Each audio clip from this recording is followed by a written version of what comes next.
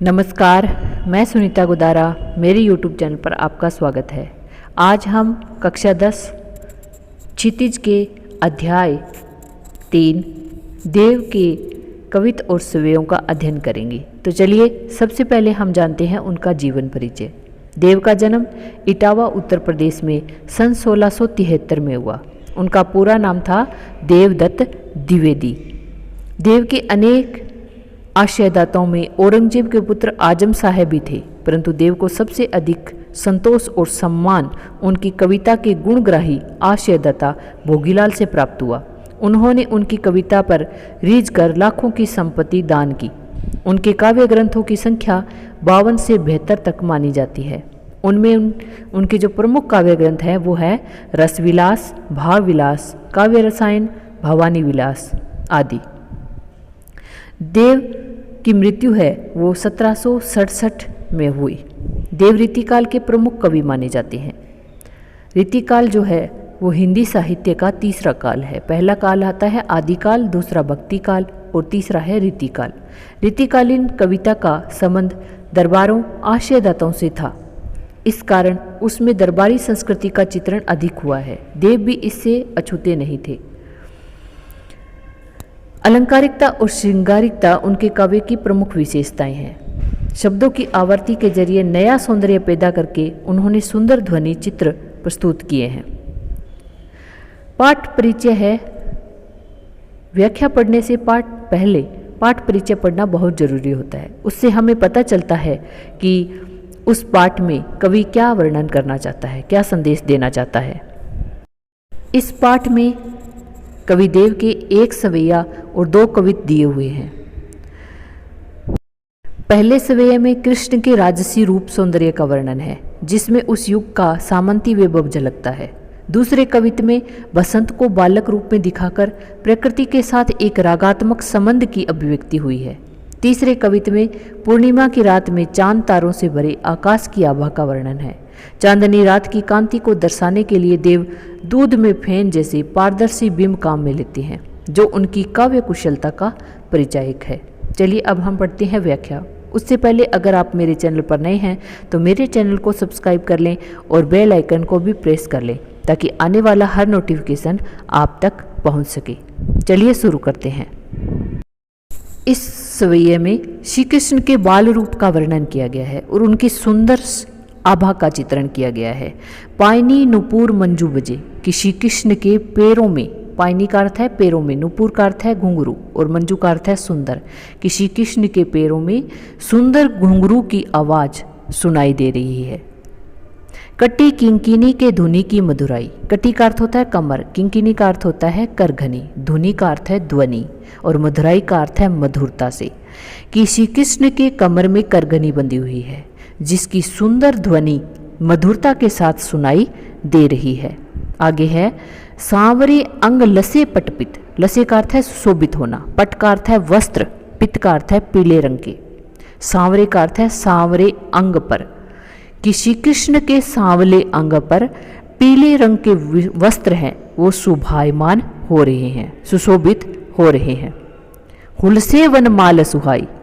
और हुलसे का अर्थ है अच्छी लगना, वनमाल का अर्थ है वन की माला, सुहाई का अर्थ है, हिये का अर्थ है हृदय, सुहाई का अर्थ है सुशोभित होना, कि श्री कृष्ण के हृदय पर वनमाला सुशोभित हो रही है, अच्छी लग रही है। माथे किरीट बड़े दृढ़ चंचल। माथे का अर्थ है मस्तिष्क, किरीट का अर्थ है मुकुट, कि श्री कृष्ण के मस्तिष्क पर सुंदर मुकुट सुशोभित है। बड़े दृढ़ चंचल और उनके बड़े बड़े चंचल नेत्र हैं। मंद हंसी मुखचंद जुन्हाई। और श्री कृष्ण की मुखचंद का अर्थ है मुख रूपी चंद्रमा, जुन्हाई का अर्थ है चांदनी, कि श्री कृष्ण के मुख रूपी चंद्रमा पर सुंदर मुस्कान रूपी चांदनी सुशोभित है। ध्यान रखें, जुन्हाई का अर्थ है चांदनी और चांदनी बताया गया है श्री कृष्ण की मुस्कान को। श्री कृष्ण के सुंदर मुख रूपी चंद्रमा पर मधुर मुस्कान रूपी चांदनी सुशोभित हो रही है। जे जग मंदिर दीपक सुंदर। जग मंदिर का अर्थ है संसार रूपी मंदिर, कि श्री कृष्ण है वो संसार रूपी मंदिर के सुंदर दीपक हैं। श्री ब्रज दुल है देव सहाय। सहाय का अर्थ है सहायता करने वाला, कि वे श्री कृष्ण ब्रज के दूल्हे हैं और सभी की सहायता करने वाले हैं। आगे है, इस कवित्त में बसंत का वर्णन किया गया है और बसंत को बालक के रूप में दर्शाया गया है। जिस प्रकार एक बालक है वो पालने में सोता है, उसका एक बिस्तर होता है, बिछोना होता है, और जैसे फूल रूपी वस्त्र वो पहने रखता है, और जिस तरह से माँ है उसको हंसाती है, उसके साथ बातें करती है, उसी तरह से बसंत ऋतु रूपी राजा का मानवीकरण किया गया है। बसंत को बालक के रूप में दर्शाया गया है और किसका बालक बताया गया है? कामदेव रूपी राजा का बालक बताया गया है। तो डार द्रुम पलना बिछोना नव पलवन के। डार का अर्थ है डाली, द्रुम का अर्थ है पेड़, पलना, पलने का अर्थ है पालना, कि पेड़ों की जो डाली है वो बसंत रूपी जो बालक है उसका पालना है। बिछोना नव पलवन के, नव का अर्थ है नई, पलवन का अर्थ है पत्ते। बसंत ऋतु में ही नए पत्ते हैं वो पेड़ों में निकलते हैं, तो वो नए पत्ते हैं वो ही बसंत ऋतु रूपी बालक का बिछोना है। सुमन जिंगोला सोहे तन छवि भारी दे। छवि का अर्थ होता है शोभा, भारी का अर्थ है और अधिक अच्छी लगना। सुमन का अर्थ है फूल, जिंगुला का अर्थ है झबला, वस्त्र। तो यहाँ कवि क्या कह रहे हैं कि सुमन झिंगुला सोहे तन छवि भारी दे, कि बसंत रूपी बालक के शरीर पर फूलों का जबला है वो सुशोभित हो रहा है, उससे उसके शरीर की जो छवि है वो और अधिक बढ़ रही है। पवन झुलावे के कीर बतरावे, और उस बसंत रूपी बालक को झूले में पवन है वो झुला रही है, पवन अर्थात हवा है वो उसको झुला रही है। के कीर बतरावे, के का अर्थ होता है मोर, कीर का अर्थ होता है तोता। कोयल और तोते हैं वो उसके साथ बातें कर रहे हैं, उसको बतला रही हैं। कोकिल हलावे हुलसावे करतारी दे। कोकिल का अर्थ है कोयल, हलावे का अर्थ है हिलाना, हुलसावे का अर्थ है हंसाना, प्रसन्न करना, करतारी का अर्थ है ताली बजाकर। तो यहाँ कवि कह रहे हैं कोकिल हलावे हुलसावे करतारी दे, कि कोयल है वो बसंत रूपी बालक को हिला रही है, हुलसावे करतारी दे, और ताली बजाकर उसे खुश कर रही है, उसे प्रसन्न कर रही है। पूरित पराग सो उतार करे राई नोन, कंजकली नाई का लतान सिर सारी दे। कंजकली का अर्थ है कमल की कली, लतान का अर्थ है लता, और सारी का अर्थ है साड़ी।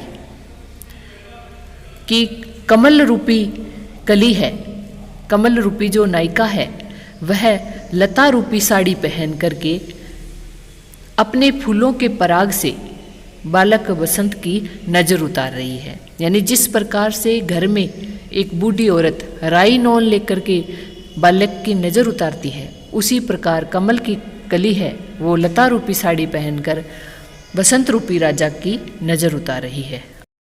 मदन महीप जुको बालक बसंत ताही प्रातः ही जगावत गुलाब चटकारी दे। मदन महीप का अर्थ है कामदेव रूपी राजा, और चटकारी का अर्थ है चुटकी देते हुए, जगावत का अर्थ है जगाना, प्रातः ही का अर्थ है प्रातःकाल। यहाँ कविदेव कह रहे हैं मदन महीप जुको बालक बसंत ताही, कि बालक बसंत है वो कामदेव रूपी राजा का पुत्र है। प्रातः ही जगावत गुलाब चटकारी दे, और जो गुलाब है वह प्रातःकाल बसंत रूपी बालक को चुटकी देकर जगा रहा है।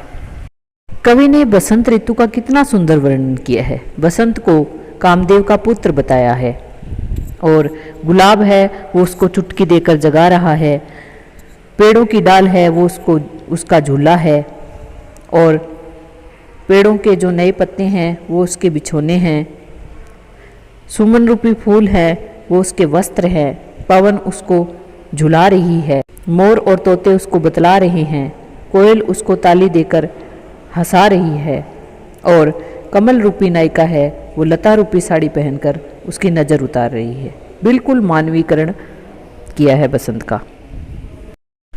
इस कविता में कवि ने पूर्णिमा की रात में चांद तारों से भरे आकाश की आभा का सुंदर वर्णन किया है, चंद्रमा की चांदनी का सुंदर वर्णन किया है। तो चलिए शुरू करते हैं। फटिक सिलानी सो सुधार्यो सुधा मंदिर।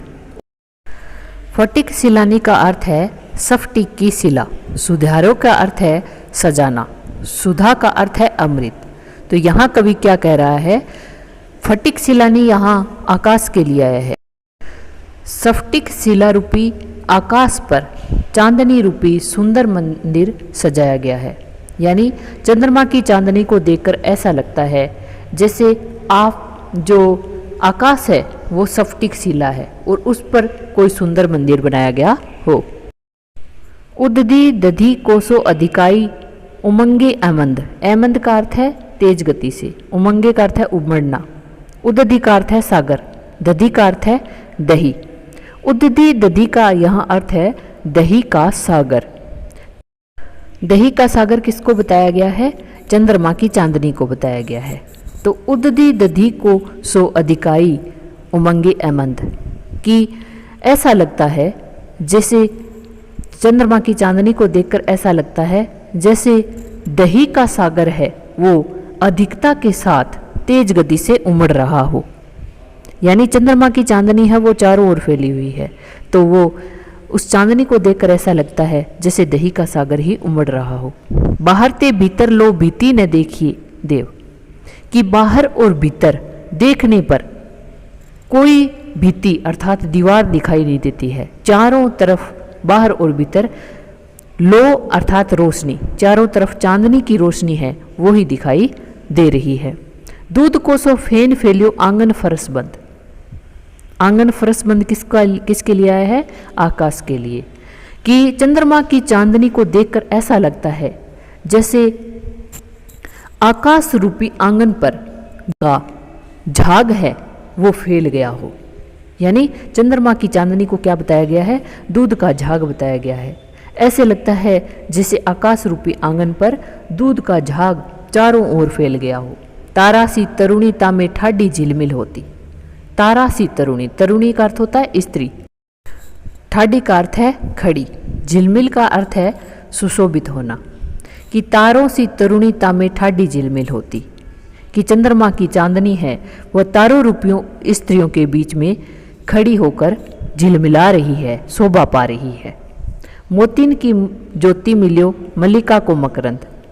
और उस चांदनी को तारों के बीच में देखकर ऐसा लगता है जैसे मोतियों को उसकी ज्योति अर्थात प्रकाश मिल गया हो। और मल्लिका को मकरंद, मल्लिका एक बेले की जाति का फूल होता है, मकरंद का अर्थ है फूलों का रस, तो मल्लिका को मकरंद, ऐसे लगता है जैसे बेले को फूलों का रस मिल गया हो। आरसी से अंबर में आभासी उजारी लगे, प्यारी राधिका को प्रतिबिंब सो लगत चंद। आरसी से अंबर में, आरसी का अर्थ होता है दर्पण, अंबर का अर्थ है आकाश। कि आकाश है वो दर्पण के समान लग रहा है, किस कारण, चंद्रमा की चांदनी के कारण। और आकाश रूपी दर्पण में चंद्रमा की आभा है वो और भी ज़्यादा उज्जवल लग रही है। प्यारी राधिका को प्रतिबिंब सो लगत चंद। और जो आकाश रूपी दर्पण है उसमें चंद्रमा है वो ऐसा लग रहा हो जैसे प्यारी राधिका का प्रतिबिंब हो।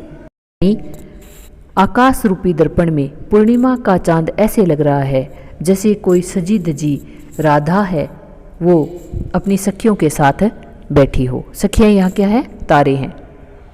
आप देख सकते हैं कितना सुंदर चंद्रमा की चांदनी का वर्णन किया है।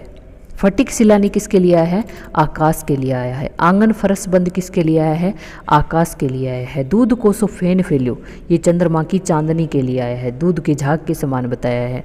उददी दधी और दही का सागर बताया किसको, चंद्रमा की चांदनी को बताया है। और राधा बताया है किसको, चंद्रमा को। और तारों सी तरुणी, तारों सी तरुणी है यानी तारों रूपी सखियां बताया है किसको, राधा की सखियां बताया है कि तारों रूपी सखियां हैं, उनके बीच में चंद्रमा रूपी राधिका है वो बैठी है। तो आशा करती हूँ आपको ये वीडियो अच्छी लगी होगी। अगर अच्छी लगी है तो मेरे चैनल को सब्सक्राइब करें, लाइक करें और शेयर करना ना भूलें। Thank you.